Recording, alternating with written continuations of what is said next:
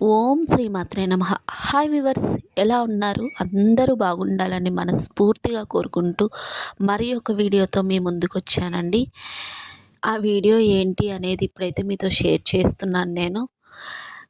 నేను లక్ష్మీ గురువారాలు చేస్తున్నానని చెప్పాను కదండీ! ఆ వీడియోనే మీతో షేర్ చేస్తున్నానండి. ఒక్కసారి అయితే ప్రతి ఒక్కరు వీక్షించండి. మార్గశిర మాసం అంటేనే చాలా పవిత్రమైన మాసం.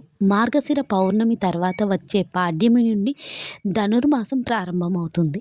ఈ మార్గశిర మాసంతో ధనుర్మాసంలో వచ్చే గురువారాలు మిగిలిన 2 గురువారాల కంటే ఇంకా పవిత్రమైనవి. ఈ ధనుర్మాసము లక్ష్మీ వారాల్లో లక్ష్మీనారాయణులను ఆరాధిస్తే మంచి ఫలితాలు ఉంటాయి. ఈ మార్గశిర మాసంలో మొత్తం 4 లక్ష్మీ గురువారాలు ఉంటాయి. ఇప్పటికే 2 లక్ష్మీ వారాలు పూర్తయిపోయాయి.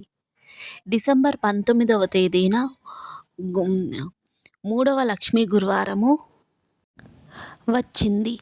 ఈ మార్గశిర మాసంలో ధనుర్మాసంతో వచ్చే ఈ మిగిలిన 2 గురువారాల్లో మహాలక్ష్మిని పూజిస్తే సిరి సంపదలు కలుగుతాయి అని పెద్దలు చెబుతున్నారు. పట్టిందల్లా బంగారం అవుతుంది. కాబట్టి డిసెంబర్ 19వ తేదీన గురువారం నాడు అనగా 3వ లక్ష్మి రోజున మహాలక్ష్మీదేవిని ఎలా పూజించాలి, పాటించాల్సిన నియమాలు ఏమిటో ఈ వీడియోలో తెలుసుకుందాము. డిసెంబర్ 19 3వ లక్ష్మీ గురువారం రోజున శ్రీ మహాలక్ష్మిని పూజించే ఆడవాళ్ళు ఉదయాన్నే నిద్రలేచి చన్నీటి నీళ్ళతో స్నానం చేసి నీటిలో కొంచెం పసుపు వేసుకొని స్నానం చేస్తే మీ జాతకంలో ఉన్న దరిద్రం తొలగిపోయి అదృష్టం పెరుగుతుంది. విశేషంగా ధనుర్మాసంలో వచ్చే ఈ లక్ష్మీ గురువారం రోజున ఇంటి గడపలకు ఖచ్చితంగా పసుపు రాయండి. గుమ్మానికి పసుపు రాసి కుంకుమ బొట్లు పెట్టి ఇంటి ముందు అందమైన ముగ్గులు వేయాలి. ఈ లక్ష్మీ గురువారం రోజున ఏ స్త్రీ అయితే గడపలకు పసుపు రాస్తుందో అలాంటి ఇళ్లల్లో లక్ష్మీదేవి తిష్ట వేసుకొని కూర్చుంటుంది. కుటుంబానికి అష్టైశ్వర్యాలు కలుగుతాయి. అలాగే ఇంట్లో పసుపు నీళ్లు చల్లుకొని మొదట గణపతి పూజను చేసుకోవాలి. గణపతిని పూజించిన తర్వాత లక్ష్మీదేవి పూజను ప్రారంభించాలి. పూజ గదిని శుభ్రపరిచి మీ దగ్గర గణపతి విగ్రహం ఉంటే ఆ గణపతి విగ్రహానికి లేదా ఫోటోకి ధూప దీప నైవేద్యాలను సమర్పించాలి. గణపతిని పూజించిన తర్వాత లక్ష్మీదేవి చిత్రపటానికి గంధం రాసి కుంకుమ బొట్లు పెట్టి గులాబీ పూలతో లక్ష్మీదేవి పటాన్ని అలంకరించాలి. సంపదలకు దేవత అయిన లక్ష్మీదేవికి ఎర్ర గులాబీ పూలంటే చాలా ప్రీతికరమైనవి. కాబట్టి డబ్బు సమస్యలతో ఇబ్బంది పడేవారు గులాబీ పూలతో లక్ష్మీదేవిని పూజిస్తే లక్ష్మీదేవి అనుగ్రహంతో ఆర్థిక సమస్యలన్నీ తీరిపోతాయి. లక్ష్మీదేవి చిత్రపటాన్ని నిండుగా అలంకరించుకొని లక్ష్మీదేవి ముందు దీపారాధన చేయాలి. దీపం వెలిగించే ముందు పూజ గదిలో లక్ష్మీదేవి పాదముద్రలను వేయాలి. కొంచెం బియ్యం పిండిని తీసుకొని ఆ బియ్యం పిండితో లక్ష్మీదేవి పాదముద్రలను గీయండి. ఇలా వేయడం వల్ల మీ పూజకు లక్ష్మీదేవిని ఆహ్వానించినట్లు అవుతుంది. మట్టి ప్రమిదలు కానీ ఇత్తడి ప్రమిదలు కానీ తీసుకొని అందులో ఆవు నెయ్యి కానీ నువ్వుల నూనె కానీ పోసి 5 ఒత్తులతో లక్ష్మీదేవి పటం ముందు దీపం వెలిగించాలి. పూజలో లక్ష్మీదేవి పటానికి ఇరువైపులా పసుపు కుంకుమతో నిండుగా నింపిన గిన్నెలను ఉంచాలి. 3వ లక్ష్మీ గురువారం రోజున లక్ష్మీదేవికి విశేషంగా అప్పాలను పరమన్నాన్ని నైవేద్యంగా సమర్పించాలి. అలాగే అరటిపండు కొబ్బరికాయను కూడా నివేదించాలి. ఈ 3వ లక్ష్మీ వారం పూజలో 21 రూపాయి బిళ్ళలను పెట్టాలి. ఇలా లక్ష్మీ గురువారాలు చేసే పూజలో లక్ష్మీదేవి పటం ముందు 21 చిల్లర నాణేలను పెట్టడం వల్ల ఆ ధనలక్ష్మీదేవి మన గృహంలోకి ఆకర్షితురాలవుతుంది. పూజ పూర్తయిన తర్వాత ఈ 21 రూపాయి బిళ్ళలను బీరువాలో డబ్బు బంగారం దాచుకునే లాకర్లో పెట్టుకోండి. ఇలా చేయడం వలన మన ఇంట్లో ధనానికి లోటు లేకుండా ఉంటుంది. ఇక అమ్మవారికి తాంబూలం కూడా తప్పనిసరిగా సమర్పించాలి.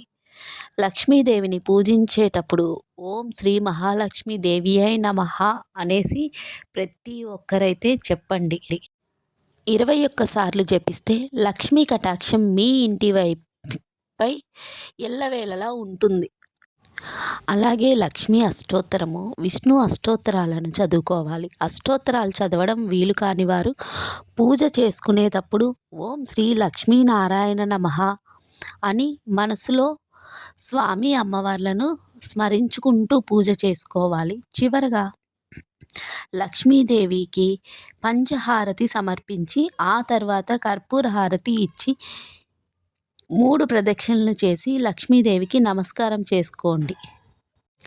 ఈ లక్ష్మీ గురువారం రోజున పెళ్ళైన స్త్రీలు ఉపవాసం ఉంటే చాలా మంచిది.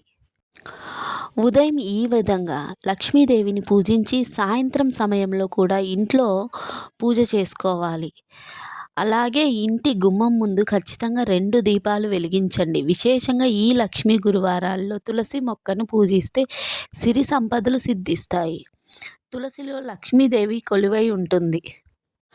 కాబట్టి తులసి కోట ముందు ధూపం వెలిగించి తులసి చెట్టుకు 5 ప్రదక్షిణలు చేస్తే విపరీతమైన సంపద వర్తిస్తుందనేది మన నమ్మకం అండి. ఈ నమ్మకంతోనే ప్రతి ఒక్కరైతే చేసుకోండి. అలాగే లక్ష్మీదేవిని పూజించేటప్పుడు లక్ష్మీదేవి పటానికి తులసి మాలను వేయండి. మీ డబ్బు కష్టాలన్నీ ఖచ్చితంగా తొలగిపోతాయి. మార్గశిర మాసంలో వచ్చే లక్ష్మీ గురువారాల్లో స్త్రీలు ఖచ్చితంగా కొన్ని నియమాలు పాటించాలి. ఈ లక్ష్మీ గురువారం రోజున తలకు నూనె రాయకూడదు. అలాగే ఈ రోజున తలస్నానం చేసేటప్పుడు స్త్రీలు తలకి షాంపూలు పెట్టకూడదు. అలాగే దువ్వెనతో తల చిక్కులు తీసుకోకూడదు. జుట్టుకు ముడి వేసుకొని ఉండాలి. ఈ మార్గశిర మాసంలో వచ్చే ప్రతి గురువారం రోజున ఇల్లంతా శుభ్రం చేసుకొని ఖచ్చితంగా ఇంట్లో పసుపు నీళ్లు చల్లుకోవాలి. ఇలాంటి ఇళ్లల్లో మాత్రమే లక్ష్మీదేవి స్థిరంగా ఉంటుంది. మన హిందూ ధర్మశాస్త్రాల ప్రకారం బీరువాని లక్ష్మీదేవితో పోలిస్తారు. కాబట్టి ఈ గురువారం రోజున మీ బీరువాను శుభ్రంగా తుడిచి బీరువా మీద ఒక స్వస్తిక్ గుర్తును వేయండి. దీనివల్ల మీ ఇంటి ఆదాయం పెరుగుతుంది. ఇంట్లోకి డబ్బు రావడం ప్రారంభమవుతుంది. అలాగే లక్ష్మీదేవికి అత్యంత ప్రీతికరమైన వాటిల్లో రాళ్ళ ఉప్పు ఒకటి. కాబట్టి ఈ గురువారం రోజున ఉప్పు దీపం అంటే ఐశ్వర్య దీపాన్ని వెలిగించుకుంటే విశేషమైన ఫలితాలు కలుగుతాయి. అలాగే ఒక గాజు గిన్నెలో కల్లుప్పును పోసి మీ ఇంటి ఈశాన్యంలో పెట్టుకోండి. ఇలా చేస్తే మీ కుటుంబంలో ఉన్న కష్టాలన్నీ తొలగిపోతాయి. ఈ లక్ష్మీ గురువారం నాడు ఇంట్లో ఉన్న పిల్లలను తిట్టకూడదు. చిన్న పిల్లలు దైవంతో సమానం కాబట్టి ఈరోజు పిల్లలను కొట్టడము, ఏడిపించడము అలాంటివి చేయకండి. అలాగే ఏ స్త్రీ అయితే ఈరోజు ఇల్లు వాకిలిని శుభ్రం చేసుకోదో అలాంటి ఇళ్లల్లో ఒక్క క్షణం కూడా లక్ష్మీదేవి నివసించదు. అలాగే ఈ లక్ష్మీ గురువారం రోజున సాయంత్రము సమయంలో ఇంటి గుమ్మం ముందు 2 దీపాలు వెలిగిస్తే ఆ ఇంట్లో ధనలక్ష్మి తాండవిస్తుంది. ఈ గురువారం రోజున ప్రతి ఒక్కరు ఇంటి గుమ్మం ముందు తప్పకుండా 2 దీపాలనైతే వెలిగించండి. లక్ష్మీదేవి అనుగ్రహం తప్పకుండా లభిస్తుంది. అదేవిధంగా ఈ లక్ష్మీ గురువారం వ్రతం చేసిన వారు వ్రత కథను తప్పకుండా చదువుకోవాలి. అలాగే వ్రతాన్ని ఆచరించిన స్త్రీలు మధ్యాహ్నం వరకు ఉడకపెట్టిన పదార్థాలను అస్సలు తినకూడదు. అలాగే మాంసాహారానికి దూరంగా ఉండాలి. ఈ లక్ష్మీ గురువారం రోజున స్త్రీలైతే పేదలకు దాన ధర్మాలను చేస్తుందో అలాంటి స్త్రీలకు నిండు సౌభాగ్యం లభిస్తుంది. భర్త సంపద రెట్టింపు అవుతుంది. లక్ష్మీ స్వరూపమైన ఈ గురువారం రోజున స్త్రీలు తమ భర్తతో గొడవ పడకూడదు. ఈ మార్గశిర మాసంలో వచ్చే ప్రతి లక్ష్మీ గురువారం రోజున ఏ స్త్రీ అయితే శ్రీ మహాలక్ష్మీదేవిని పూజిస్తుందో అలాంటి ఇల్లు సకల సంపదలతో నిండి ఉంటుందనేసి ప్రతి ఒక్కరూ పెద్దలు చెబుతూ ఉంటారు.